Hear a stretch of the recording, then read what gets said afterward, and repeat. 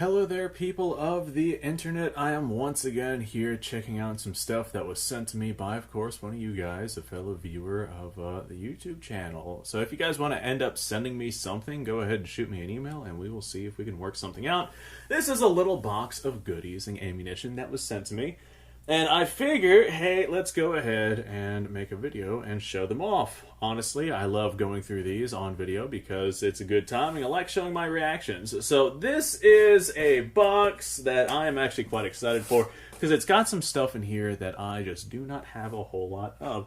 First things first, I'm sure you guys recognize what this right here is. This is GP11 75 Swiss, 10 rounds of it. This is awesome. This is actually the first GP11 box that I've owned. So I'm probably going to very delicately open this one because I want to conserve the box or preserve the box for representation purposes? Display purposes, that's what I'm trying to say here. So I'm going to try and get these cartridges out of the box so I can use the cartridges themselves without without completely destroying the box. So GP11, and we got ourselves some 7.62 by 39 steel case full metal jackets, 122 grain projectiles. This stuff right here I'm constantly using on the YouTube channel. For the most part, I lean towards the cheapest ammo that I can get my hands on, and I use a lot of 223 and 7.62 by 39. So yeah, that's always welcome. Speaking of 223, same brand, same situation, same amount of ammo, just changed in 223. These are 55 grain projectiles. Up next, we're getting into some cool stuff. I got this right here, and this has a little note. It says, do not shoot, collector purpose only, will ruin gun. And what this stuff is this is M39 training ammunition. I believe this was something done by the Swedes, if memory serves me correctly. But anyway, what this is it is a plastic 9mm round that has a steel BB inside of it. So this package is actually closed and not opened, and I don't know of a way for me to be able to get in there without opening this package, and I very much want to leave this thing intact and as is. I see riv her. I don't know what that means. I'm sure that means tear here to open, but I don't want to tear it. Let me see if I can manage to finagle a cartridge out of this thing without destroying it. So I don't think I'll be able to actually get one out after fiddling with this for a bit. But right there's our bullets. They're actually made of a Bakelite. I'm not sure how well you guys will be able to see it, but on the tip, that shiny part, that is actually a metal BB. And one of the issues with this kind of ammunition is that metal BB will fly down that barrel, and it'll bounce along the barrel and cause issues with pitting and destruction of the barrel. These right here were designed for a very specific kind of barrel sleeve that they used for training. This right here is a training ammunition. It's definitely not made to fire out of standard barrels. So this is a cool little piece of collector's ammunition, and I am glad to have that in the collection. Alright, up next, 9mm Luger, 115 grain. I've actually never checked out PPU 9mm. I have a ton of PPU ammunition, and 9mm is an extremely common round. I've just never taken the time to see how good PPU 9mm actually was. I'm sure that it's reloadable brass cases, which is fantastic because I am a hand loader. Alright, now we got ourselves a mystery bag. This right here, I'm willing to bet, is 7.62 by 54 rimmed. We got some holes in the package here. I kind of want to leave this closed up just because of, well, I don't really have a representation of how surplus comm block ammunition comes in. So I'll probably blow through my other 7.62 by 54 rimmed and leave this packaged up, because this is definitely 54 rimmed. I can see the rim on the cartridge. Let me grab my flashlight here. I'll see if this is steel case or copper washed or what the story is behind that. These are, that looks like steel case. I won't lie. Yeah, that is actually kind of unusual looking. I'm gonna see if I can manage to get this one single cartridge out without destroying this. Yeah, there we are. It's like a brown lacquered steel case. I have not seen this kind of 7.62 by 54 rimmed before. They're always like either a green lacquer, just regular clear lacquer, and that's where you get the gray steel case from, or they're like a copper wash. This right here is like a brown lacquered 7.62 by 54 rimmed. Very fascinating. Very fascinating indeed. Never know what you're going to find whenever you're sent random stuff. Alright, there we go. That's still closed up enough for representation purposes. Alright, what do we have next in this? This is actually really awesome. 38 Smith & Wesson. I am very excited for 38 Smith & Wesson, simply because I have these. Well, not these right here. These are chambered in 32 Smith & Wesson, and I've got a couple of different revolvers that I'll be checking out. They're just older revolvers from back in the day when 32 and 38 Smith & Wesson were popular. These are my 32 ones. It's just what I had sitting close to me for the video. My 38s are over there, and I'm not going to get up to go get those. So I'm glad that I got these. I actually have some 32 in the other room that was also sent to me. PPU, same guy, same everything. It's just 32 Smith & Wesson long. So that right there is also added to the list. I just took it out of the box and was checking it out, and I forgot to put it back in. Okay, up next we have This is very hard to find stuff. 735 Carcano, however it is you want to pronounce that. This stuff is, like I said, very hard to find. I have an M38 Carcano that I love taking out. These right here take a 300 diameter projectile, and that's kind of difficult to find. Most of the time in the United States, you see only 308 diameters, so very unusual. This here is PPU loaded, and yeah, I mean, if it's PPU, it's gonna be reloadable brass, so I'll be able to use that brass as well. Fantastic. That's an excellent score right there. I will absolutely make some content with it.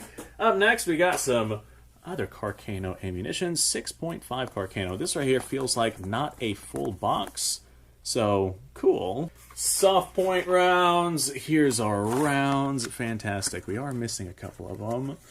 And yep, that is definitely a round of ammunition. Wonderful. We're going to take this and just set it back inside of our box. I am glad to have that.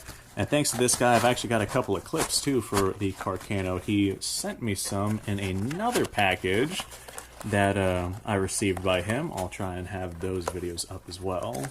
So 7.35 and 6.5 Carcano. That's a big, big win. Got me some 8mm Mauser. This right here is surplus Turkish stuff. I can't get enough of this stuff. This stuff just runs great in bolt-action Mausers. Don't run these in self-loading Mausers because they operate at higher pressures than a normal 8mm Mauser does. And this right here, this is phenomenal. 25 ACP ammunition. Looks like we got ourselves 5 stacks, 3, 6, 9, 10. So about 50 rounds of 25 ACP ammunition. That is wonderful. Oh my god, there's a mix. I see Full Metal Jackets, and I see what looks like hollow point. 25 ACP hollow point. Oh, that'll make for a fun video to test. Let me see if I can find one of those. Yeah, this right here is a 25 ACP hollow point, and it's just got like this little black plastic BB in it. It'll be interesting to see how well these things actually work from a 25 ACP handgun.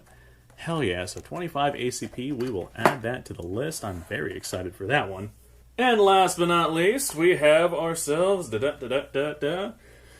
7.5 French. I have some 7.5 French brass, and I'm still trying to work out a load with it with the kinds of powder that I have. Of course, there's different load datas out there for this stuff. Ah, that looks crusty.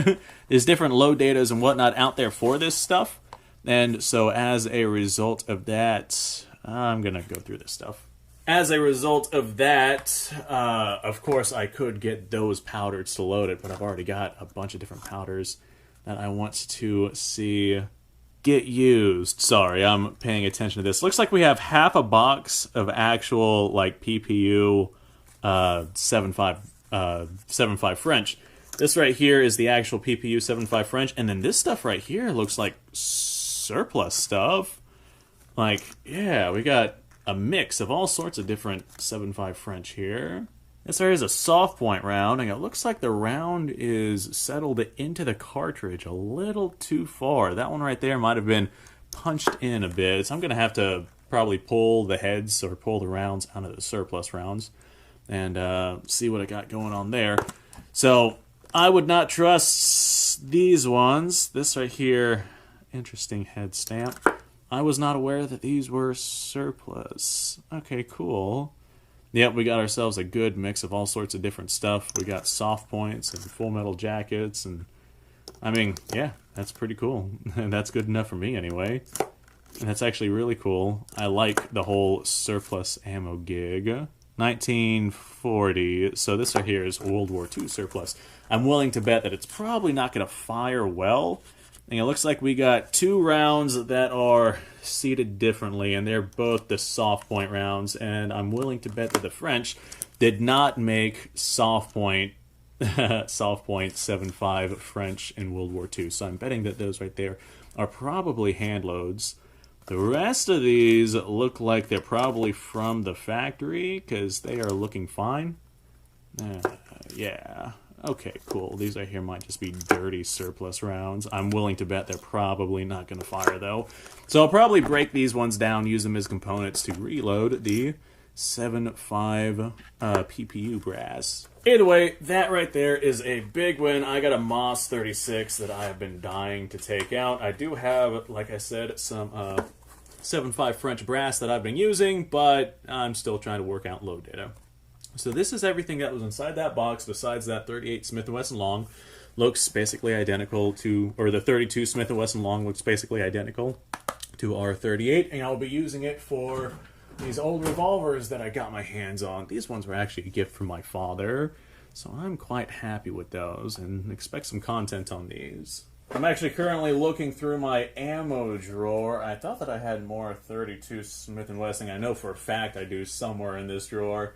This drawer is just full of all sorts of stuff, so I guess I'm not going to find that right now. That's a fruitless endeavor. Alright, well, I'm going to end this video here because, this is everything. Thanks for watching, folks. I appreciate your time. Like, subscribe, share. Description below has a link to all sorts of stuff. Go check it out. You guys go off, have yourself a fantastic day, and I will see you guys on the next episode.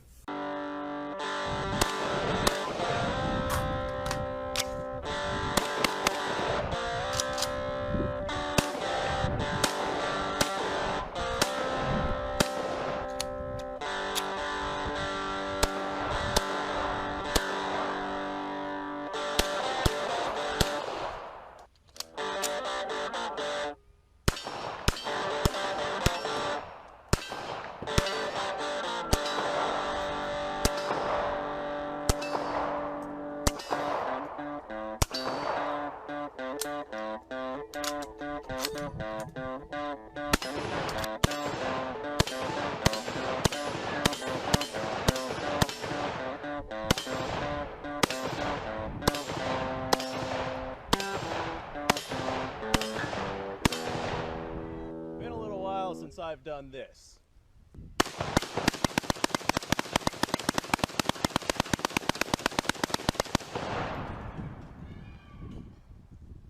Bonnie and Clyde be damned.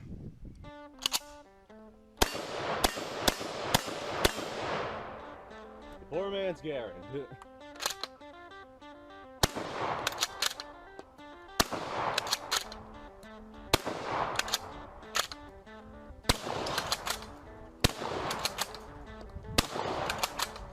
Shame that bolt-action shotguns aren't more mainstream.